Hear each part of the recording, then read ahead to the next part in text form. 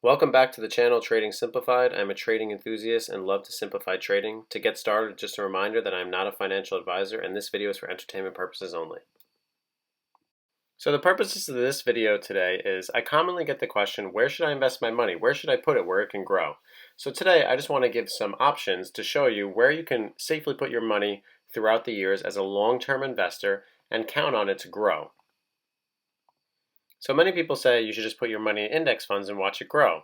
But for the investor that's not sure where to put it, they're not all created equal, and I want to explain the differences between each. So the first question is, what is an index fund? So an index fund is a portfolio of stocks or bonds that are designed to mimic the composition and performance of the financial market index. Now, FXAIX is an example of an index fund. This is the S&P 500, and invests in America's 500 largest companies in the United States. Now, when you're looking at a fund like this, there's a few things that you want to look for. You want to look at what is the overall rating? What are the returns on your investment? So how much money you put in, what do you plan on making in the future? What are the expense ratio, which we'll go over? And what's the risk category? And I like to look at what's the year to date, and 10 years from now, how much money has it made? So the S&P 500 FXAIX has made 16% on average each year for the last 10 years. So those are really good in return on your investment. For every $100 that you put in, you would get $16 back.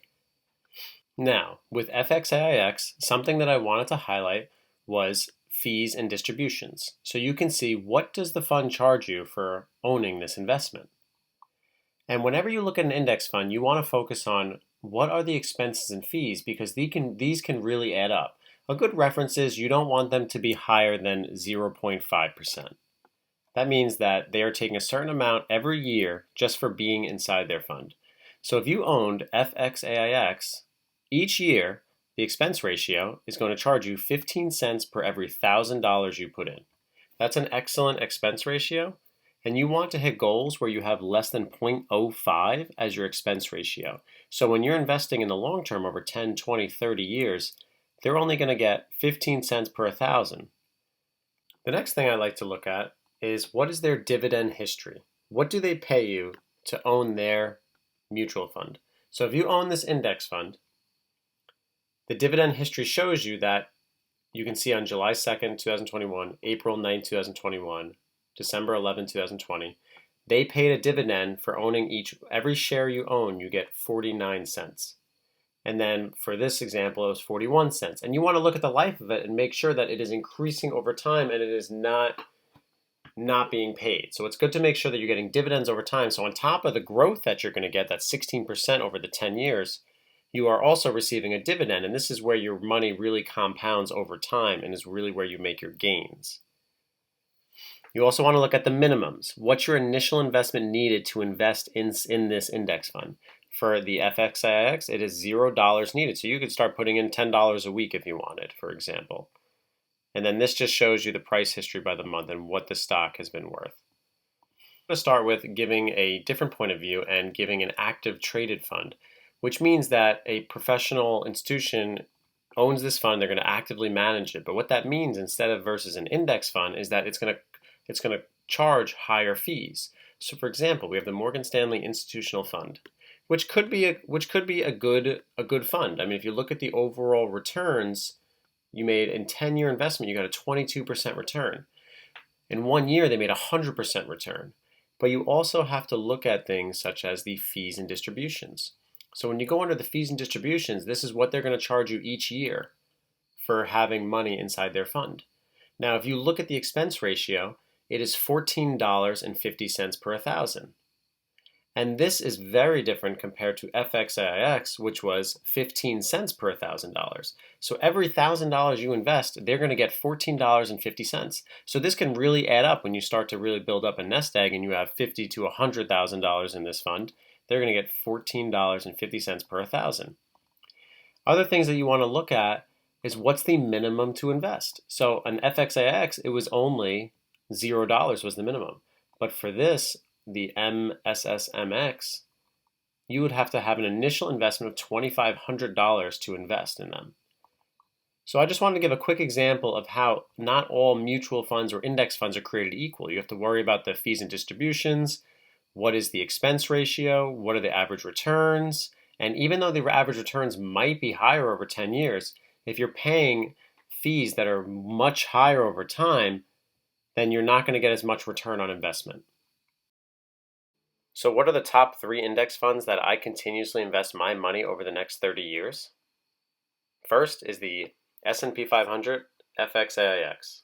Second is ONEQ, the NASDAQ. And third is an international fund.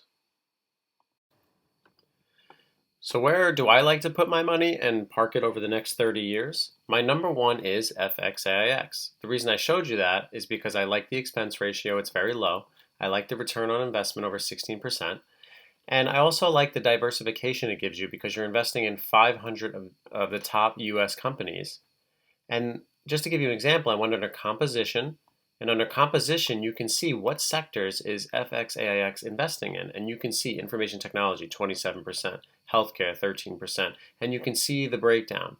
You can also, under composition, see where is your money being invested. So it's invested in large cap companies with over greater than 10 billion in assets. So these companies that have market values greater than 10 billion, such as Apple, Microsoft, Amazon, Facebook, Google, Berkshire Hathaway, Tesla, their market values are over 10 billion. So it's relatively safer to invest in over the long term because they are the top dogs.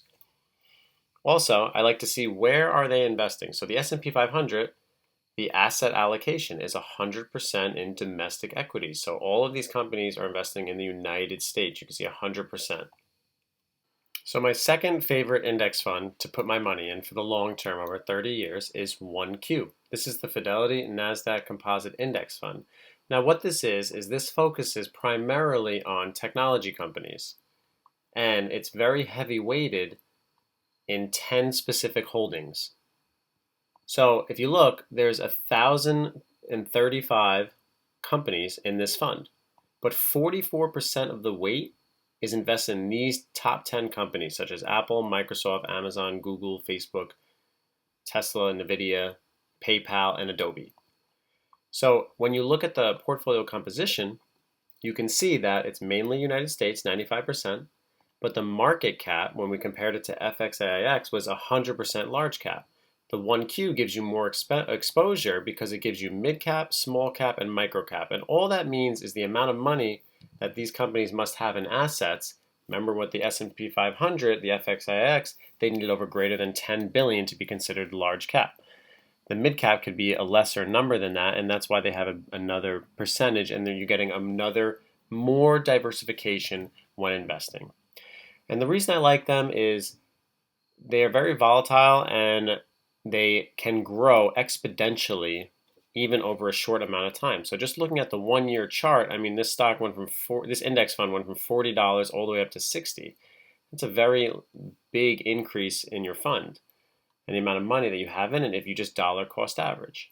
Now the expense ratio is a little bit higher. It's 0.21% compared to FXAIX, which was 0.015, which was only 15 cents. So here you're paying, 20 cents per $20 per 1,000, but you get bigger returns and you have more diversification because you have that small cap, mid cap, and large cap. Now the third and final index fund that I like to invest over the long term, over 30 years, is the FZILX, the Fidelity Zero International Index Fund. And the reason I like this fund is that it gives me exposure to international, not just the United States. So when I look at this, I look at the expense ratio. It's very low, which we'll go over, and the life has gotten me 9% each year over the life of the fund. When I look at the composition, I just want to give an example really quick. Looking at the composition, it shows you where the major market is going, so financials, industrials, consumers. But most importantly, I see that 95% of this fund is international equities. So there is limited exposure to domestic, meaning United States, and I'm getting all of my money is being invested in companies that are outside of the United States. So for example, Alibaba, or the semiconductors, or Samsung, or Nestle. And I can see the country diversification that we have, a certain percentage in Japan, United Kingdom, Canada, China, France, and you can see the percentages that it's offering. So it just gives you a added diversification to your portfolio over the long term. So if another country is doing exceptionally well, you are going to gain benefit from that by having this diversification. So the last question is, what percentage do you put in each three of these portfolios? Now, everybody is different ages and different tolerances, but this is how I have my fund set up for me. So I'll just give you a quick example. So for me, I do 50% of my equities in FXAIX, the S&P 500, 40% in the NASDAQ 1Q, and 10% in the international fund. Now, I just want to reiterate, I'm not a financial advisor. This is just how I do my portfolio. So if you have your index fund set up differently, I would love to hear about it. Please leave a comment in the section below. And if you feel like you learned something, please hit that like button and subscribe.